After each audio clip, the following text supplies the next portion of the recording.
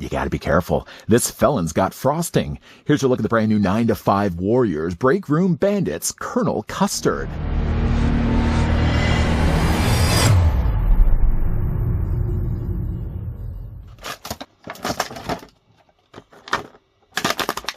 As the leader of the Breakroom Bandits, Colonel Custard is colder than the frappe he was ordered with. He's hell-bent on total office domination, creating dangerous new subordinates anytime he can get his hands on the Jingsei energy, the beverage that started it all. Coupled with a severe Napoleon complex, he's the most dangerous leftover in the office.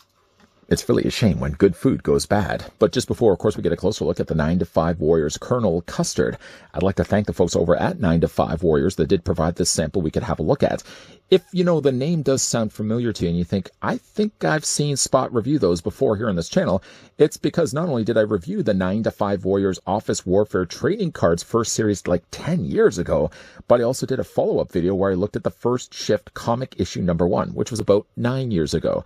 Now they're finally actually producing figures for that, and I gotta say the figures look pretty cool.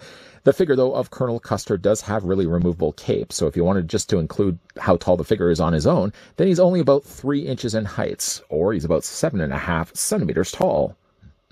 I had to bring the camera out just so I could bring the packaging in. Get a load of the packaging that comes with these 9 to 5 Warriors. Not only do you have a unique art of the character up the top corner, so Colonel Custard is dripping his frosting face all over the place. He also comes included with a shield, which is one thing that's also going to come with the figure.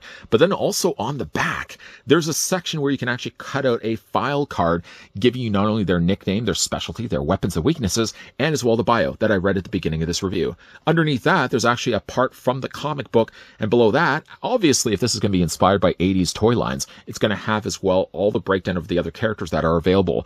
Now, these are available at Big Bad Toy Store. It's actually one of the places where I looked online, and they're selling for around $24.99, which I think for a line that doesn't have a big PO space at retail stores, I think $24.99 is pretty affordable. Now, for $24.99, you're also getting 2 accessories here with Colonel Custard, one being his cape, which is removable. The other thing that he has is also this really cool looking shield. It's supposed to be the top of a coffee cup. And remember, when you have a coffee cup, you flip the lid up here and you just snap this down. And that's basically what they've done here as well. You can kind of even see the little perforations on either side where the lip would have been folded over. But on the back of that, there's actually a little handle that Colonel Custard can actually hold. It seems like this is actually maybe 2 pieces put together. It does have a little more of a hollowness to it, but it's a really nice sculpted shield. He does have the means to hold it with either one of his hands because he does have gripping hands. You can take this, for example. And I did notice, though, while trying to put it in his hand, it squeaks a little bit, almost to the point where I was worried it was going to break. But him holding the shield just makes the figure look that much cooler. I did already mention that he does also have a removable cape, so you can, of course, take that off. It doesn't necessarily plug in place. It literally is just, you're taking the sides here for the shoulders, and it just drapes over top the front of the figure's body. Again, his body basically is just his face. Let's go ahead and remove the shield right now, carefully. Just take that and put it off to the side. I guess we could also do you want to take the cape off?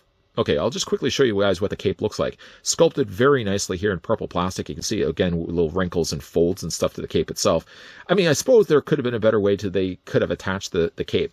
But with doing it the way that they did, at least it doesn't leave behind any sightly holes where, of course, this would have plugged in place. Maybe really that was the smartest way they could have attached the cape, as obviously it's going to stay in place till the moment you decide you want to take it off. Getting a look at Colonel Custard's face.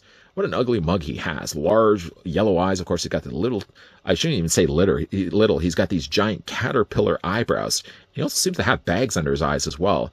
I don't know what kind of frosting this guy would have had inside initially, but it looks like it's gone soured, spoiled perhaps. You can see it's green, and it looks like somebody has clearly taken a bite, decided they didn't like the donut, and just discarded it off to the side. And maybe that's the thing that's made him so evil. He's got all these cool little sprinkles that he's got on the front of his face. I love the scowl that he has, not to mention just the disgust that he has on his face. He's got tiny little legs also as well. I mean, it's a really nice looking, tiny little donut character. Now, he does also have posability too, but the posability is only going to just be relegated to just the shoulders and the legs. Nice detail he's got on the side there as well. I don't know if those are supposed to be parts of a paper clip, maybe even a staple. I guess it's probably maybe a staple, and he's just taken the 2 halves and sort of taped it around his forearm. He's also got on this side as well. So I guess those are weapons that you can also wield as well. But yeah, the figure only has, when it comes to articulation, just swivels on the shoulders. So of course those only rotate all the way around. He has no articulation here at all for the hands, but his legs do also sit forward as well. I don't know if their plan down the road is to actually release these with vehicles But of course, if it is based on an 80s toy line, similar to what you would expect in an 80s toy line, I certainly hope that vehicles are something that they may consider down the road. Again, it's a really interesting looking figure. He's got, of course, pegals on the undersides of his feet, too. The figure doesn't have a display stand. I don't think he necessarily needs a display stand either, because the figure stands perfectly fine. And of course, he also has the benefit, like I said, of having the cape, so you can take the cape and put it over top of his shoulders as well and give him his shield. There is, as of right now, the listings of 4, I believe, of the 9-to-5 Warrior figures over on. Again, I only say Big Bad Toy Store. I probably could have checked around other online sites, and maybe they would have also had the listings there as well. But for $24.99, again, I think that's a pretty good price. You get, of course, the cape. You also get yourself a little shield. For me, at least, growing up with like the 80s toy lines similar to this, like I think the Food Warriors. Was it Food Warriors? Food Wars? That was a toy line also as well that had, again, elaborate looking characters depicted from food sources, obviously food ideas. With Colonel Custard and the remaining of the Breakroom Bandits, I think some of them are going to be food related. Some of them are also going to be just things found around the office. And of course, you've got the good guys, the Water Cooler Commandos. Pretty neat looking characters as well.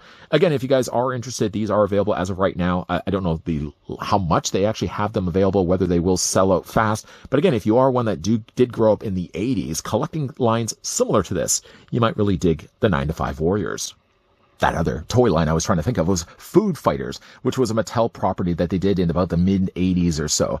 I wonder if they actually would have been scaled in the 9-to-5 Warriors size, that if you had the original Food Fighters, you could have the 9-to-5 Warriors along with them as well. Never had the original Food Fighters. Always was a line that, looking back on it now, I really wish I could have collected. At least now I can collect the 9-to-5 Warriors, taking a similar concept and throwing it in an office space instead. Of course, on the one side, on the bad guys' side, you got the Breakroom Bandits, and then on the good guys' side, you have the Water Cooler Commandos.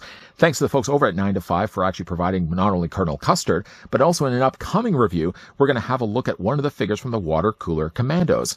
If you guys are, again, interested, get this one for yourself. You can check online. Again, I went to BBTS, and they had it for $24.99. Colonel Custard was one of them, with another 3 of the figures there as well.